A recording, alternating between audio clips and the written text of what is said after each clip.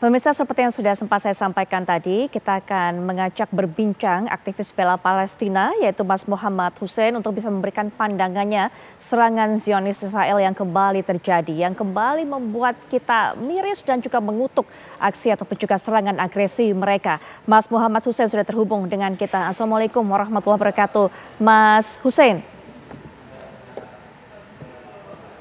Waalaikumsalam warahmatullahi wabarakatuh, Mbak Putri. Gimana kabar? Semuanya sehat? Alhamdulillah, Mas Hussein sehat. Terima kasih sudah meluangkan waktu kita ganggu di tengah perjalanannya, Mas Hussein. Mas Hussein, kita kembali mendengar serangan yang dilakukan oleh Zionis Israel ini. Kembali lagi yang menjadi sasaran adalah sekolah-sekolah yang menjadi tempat hidup, tempat penampungan dari warga sipil yang tak berdaya. Kemudian masjid, rumah sakit, dan mereka selalu berdalih dengan alasan bahwa itu merupakan pusat kegiatan Hamas, pusat para pejuang-pejuang jihad Islam. Itu yang selalu mereka katakan. Mas Hussein, pandangannya?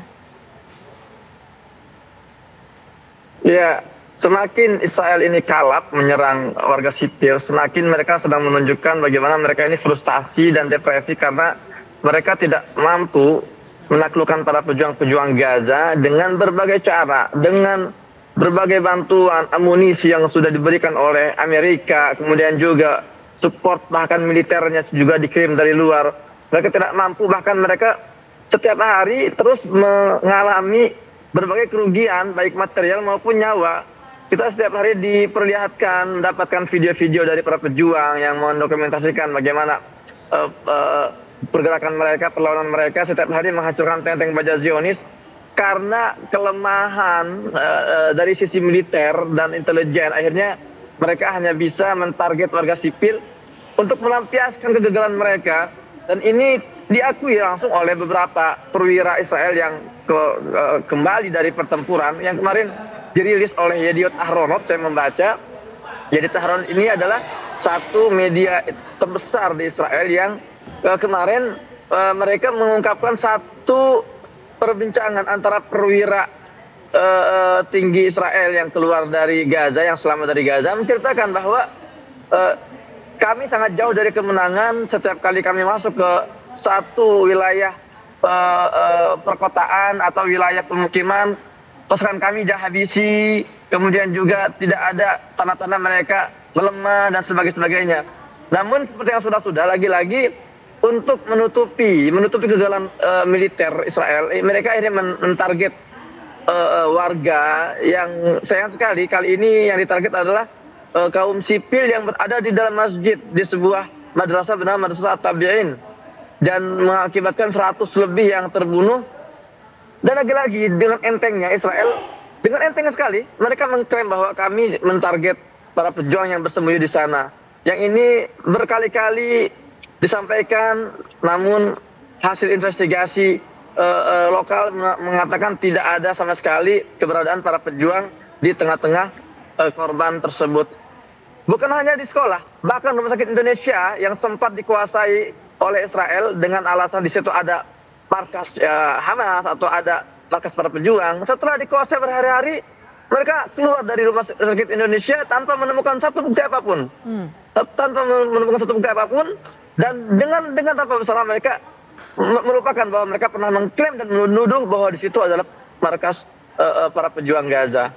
Ya, nah bagaimana kemudian pengaruhnya Mas Hussein melihat serangan agresi terus dilakukan di tengah-tengah upaya adanya gencatan senjata yang dimediasi oleh beberapa negara ini? Peluangnya seperti apa Mas Hussein melihatnya? Kalau kita melihat media baik itu media di Timur Tengah atau bahkan media Barat, semua selalu mengatakan bahwa kami semakin dekat dengan kesepakatan gencatan senjata. Dan itu juga dikeluarkan statement tersebut ya keluar dari misalnya Joe Biden atau juga Kemenlu Amerika, atau bahkan kemarin terakhir itu ada press release bersama antara Qatar, kemudian Amerika dan Mesir, bahwa mereka hanya tinggal menyelesaikan satu finishing untuk mencapai kesepakatan gencatan senjata.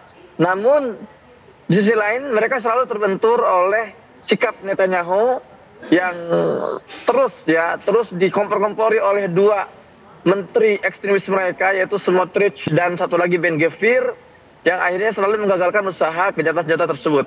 Memang kalau lihat dari awal Israel tidak memiliki itikat untuk menghentikan serangan, terutama Netanyahu karena yang sudah disepakati oleh para politisi baik itu luar maupun di dalam Israel sendiri, Netanyahu sedang memperjuangkan kepentingan pribadinya karena dia tahu kalau perang selesai artinya dia akan diseret ke meja hijau dan itu akan mengakhiri dunia politiknya, bahkan akan membuat dia menjadi orang kriminal terbesar di dunia. Baik, nah sikap Netanyahu seperti ini sebenarnya juga membangkitkan konflik, memperkeruh konflik internal yang kemudian terpecah juga di Israel sendiri, Mas Hussein. Ya, betul sekali. Jelas sekali ini bukan hanya sekarang ya, tapi memang sejak 10 bulan terakhir, 10 bulan terakhir lagi-lagi egoisme Netanyahu ini hanya melahirkan amarah dan frustasi para pemukim ilegal Yahudi, baik itu kalangan masyarakat maupun pejabatnya.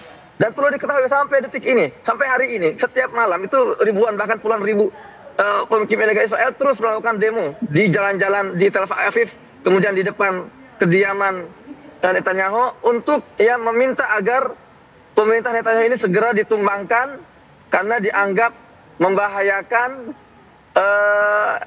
keamanan dan stabilitas Israel itu sendiri. Dan ini yang diyakini akan menjadi akhir dari masa jabatan Netanyahu. Hanya ada dua kemungkinan. Kalau tidak Netanyahu ini dia mau mengorbankan karir politiknya dan karir sebagai seorang pejabat, atau dia harus menerima untuk dijatuhkan dalam sebuah kudeta atau kekuatan tertentu yang lahir dari dalam tubuh Israel itu sendiri. Kita tunggu saja tanggal mainnya. Baik, Mas Hussein, terima kasih sekali sudah memberikan pandangan dan juga informasi yang sangat komprehensif untuk kami, untuk masyarakat Indonesia, dan semoga lancar aktivitas di sana. Sehat selalu Mas Hussein. Wassalamualaikum warahmatullahi wabarakatuh.